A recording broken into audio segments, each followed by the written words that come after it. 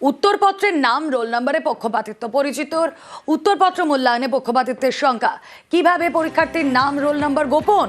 School শিক্ষা দপ্তরের থেকে উত্তর তলব হাইকোর্টের। অর্ণব আরো বিস্তারিত জানাতে পারবেন। অর্ণব, দেখো, মাধ্যমিক এবং উচ্চ মাধ্যমিক পরীক্ষার ক্ষেত্রে যে উত্তরপত্র মূল্যায়ন করা হয়, সেই উত্তরপত্রে পরীক্ষার্থীর নাম থাকে, রোল নাম্বার থাকে, এবং এই নাম এবং রোল নাম্বার থাকার কারণে কোথাও একটা ফেভারিটিজম হতে পারে এমন একটা আশঙ্কা থেকে একটি জনস্বার্থ মামলা হয়।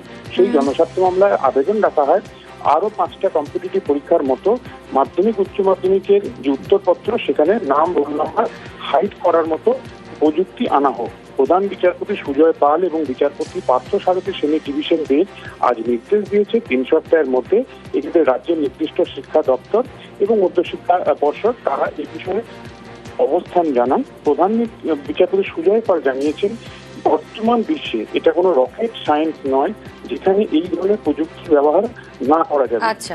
এই ধরনের তথ্য গোপন করার মতো একাধিক ব্যবস্থাপনা রয়েছে, কোনটা কি অ্যাডাপ্ট করা যায় সেই বিষয়ে অবস্থান জানা এক্ষেত্রে রাজ্য। বেশ।